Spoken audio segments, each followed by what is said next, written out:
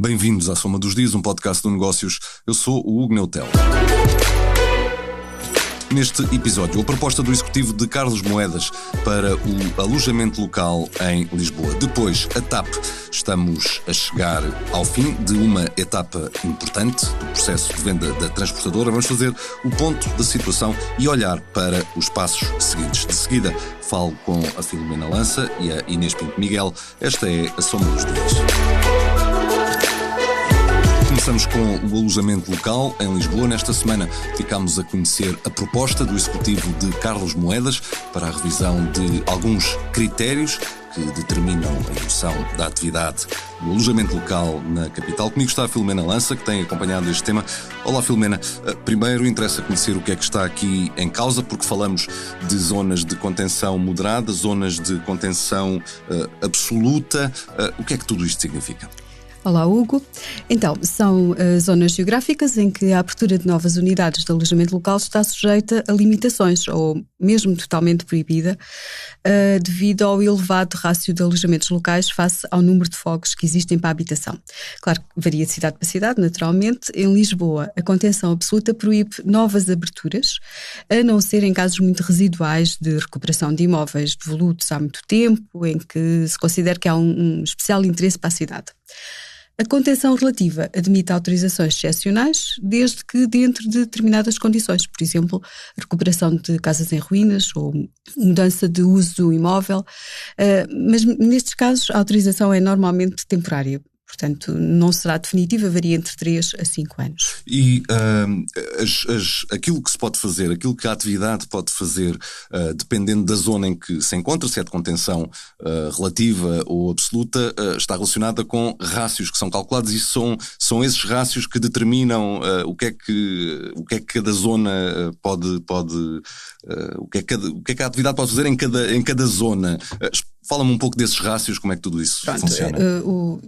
Em Lisboa, o regulamento do alojamento local que existe atualmente é de 2019. E aí o que é que se prevê? Que a contenção absoluta existe quando o rácio é de 20%. Ou seja, por cada 100 casas para a habitação, 20 já estão alocadas ao alojamento temporário para turistas. Local. Exato, o alojamento local. A contenção relativa é quando esse rácio é de 10%. Só que em 2022 verificou-se o número de alojamentos locais estava a aumentar muito e então nessa altura suspenderam-se os novos registros nas zonas em que o rácio ultrapassasse os 2,5%. Portanto, desde 2022. E esta suspensão foi sendo renovada. E no ano passado suspendeu-se mesmo toda e qualquer emissão de novas licenças, até que fosse revisto o regulamento, que é o que está a acontecer agora. Com esta proposta. Portanto, e esta proposta o que é que diz? É que as zonas de contenção absoluta são aquelas em que a proporção entre alojamento local e habitação permanente ultrapassa os 10%. A contenção relativa, o rácio é de 5%. E é nesses rácios que está a principal alteração que está agora em causa. Portanto, no fundo, esta proposta de Carlos Moedas, olhando para estes rácios, é mais ou menos restritiva do que aquilo que está hoje em vigor? Pois, depende de como é que for feita a comparação. Portanto, de facto, apertam-se os critérios, não é? Face ao regulamento de 2019, mas a proposta que agora está a ser apresentada é menos restritiva do que aquilo que estava agora a acontecer com a suspensão do regulamento e também do que aquilo que foi avançado no início do ano, quando esta proposta começou a ser falada, quando esta matéria entrou em consulta pública. Nessa altura, os rácios que se apontavam para ficarem no novo regulamento seriam entre os 5% e os 2,5%. A proposta agora vai... Com os valores que falámos com rácios superiores. E, exato. Na prática, que consequências é que isto tem para as freguesias e para os bairros da cidade que ficam, enfim, abrangidos por estes cálculos? Sim, há uma outra coisa que eu queria ainda referir, que é o facto da proposta de regulamento prever que a determinação das zonas de contenção passa também a fazer-se por bairros, como referiste aí. Pelas contas da autarquia, portanto, tendo em conta os números que existem agora no Registro Nacional do Alojamento Local, com esta proposta ficam em contenção absoluta 6 freguesias. Na Zona da Baixa, Avenida da Liberdade, Estrela, Há uma que fica em contenção relativa, que é a freguesia das Avenidas Novas, e depois há mais 9 bairros em contenção absoluta e ainda 12 em contenção relativa. Portanto, em relação às restantes, haverá ainda margem para abrir novas unidades de alojamento local, desde que não sejam atingidos os tais rácios que... e há uma outra coisa também nesta proposta, é que nas zonas de contenção relativa poderão ser autorizadas novas unidades, mas na modalidade de quarto, desde que o dono da casa resida lá e, portanto... E além disso, a proposta também prevê um rácio para o município como um todo. De 10%. De 10%. Exatamente. De 10%. Esta proposta de regulamento, sabendo nós que a política local é por vezes muito mais complexa do que a nacional, ela pode ser aprovada ou não? Pois, ela vai a debate no próximo dia 27 e com a nova configuração política da Câmara, o Presidente vai ter que convencer pelo menos um vereador da oposição a votar favoravelmente. À esquerda não é de esperar que consiga grandes votos e, portanto, resta saber o que é que vai decidir o vereador do Chega. Se vai dar a mão a Carlos Moedas. Vai ser esse o fiel da balança, digamos. Exato, assim. É. Obrigado, Filomena. Filomena Lança e o alojamento local em Lisboa. E agora a TAP. Neste sábado termina mais um prazo importante do processo de venda da TAP.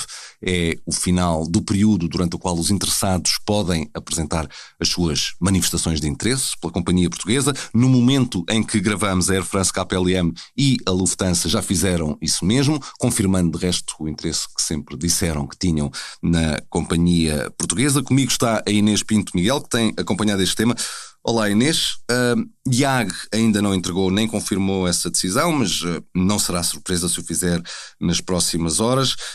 Estes são os 3 nomes grandes da aviação europeia que já muito disseram, de forma muito clara, que estão interessados no processo. Qual é o ponto da situação nesta altura? Olá, Hugo. Foi mesmo o que tu acabaste de dizer. Portanto, aqui a Air France KLM posicionou-se logo em primeiro lugar e anunciou na quarta-feira que tinha efetivado esta manifestação de interesse.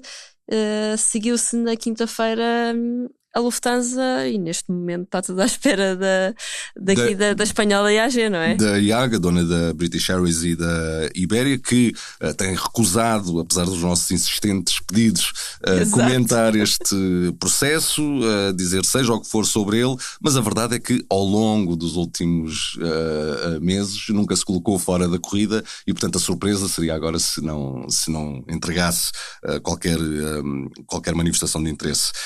Por outro lado, o modelo desta privatização, que vai até 49,9%, isto se os 5% que estão destinados aos trabalhadores, se os trabalhadores não estiverem interessados neles. Se abdicarem dos 5%, e porque sabemos que já correu mal no passado para eles. Exatamente. No fundo, este modelo, que está também por detrás de alguma forma da lógica que o governo implementou, pode chamar companhias de fora da Europa, porque existe essa regra, não é? Queres falar um pouco sobre isso? Sim, existe essa regra, portanto, neste caso o Estado português pode privatizar e como vai privatizar metade, não chega bem metade, não é? Aqui do capital da TAP, pode surgir o interesse de grandes grupos de fora, por exemplo, dos Estados Unidos. Podemos ver aqui interesse do Médio Oriente, nunca se sabe, porque são bastante fortes, da Ásia. Embora até agora não tenha havido sinais concretos de interesse de companhias de fora da Europa, ou pelo menos tão evidentes como aqueles que foi os destas companhias europeias. Verdade, mas também não nos podemos esquecer que o anterior governo, também de Luís Montenegro, veio a público no passado dizer que eram mais de uma dúzia de interessados. E só por aí já... E tivemos três grandes. Não podemos esquecer a dimensão que estes 3 operadores têm. Também foram os únicos a manifestar-se publicamente o seu interesse e o apetite pela TAP. Isto porque, e era isso que a que eu me referia no início da pergunta, isto porque as regras europeias impedem a venda da maioria, se fosse mais de 50%, não poderiam ver companhias de fora da Europa. Posto isto, quais são os próximos passos? Portanto, o prazo para a manifestação de interesses que tem de ser feita à par pública termina amanhã. Termina amanhã, exato, dia 22 de novembro, pelas 4h59 da tarde. É um prazo minimamente curioso, tem de ser pela hora continental. E tudo indica que o processo seja vantajoso, não é? Mas depois temos aqui a parte das propostas não vinculativas. Entretanto, a par pública vai reunir todos os dados dos interessados que surgirem agora neste primeiro balanço, irá elaborar um relatório e vai apresentar ao Governo. Posteriormente, notifica quem se chegou à frente, podemos dizer assim, e então pede as propostas não vinculativas, ou seja, o que estão dispostos a apresentar por estes 44,9% da nossa companhia aérea. Sendo que no calendário que o Governo determinou, todo o processo poderá ainda demorar bastante até estar concluído. Sim, sem dúvida que se vai arrastar, não é? O Governo queria ter isto fechado no espaço de 1 ano, ou seja, o processo arrancou em julho. Foi no verão, em julho de 2025, queria ter isto fechado no espaço de 1 ano, portanto, julho de 2026.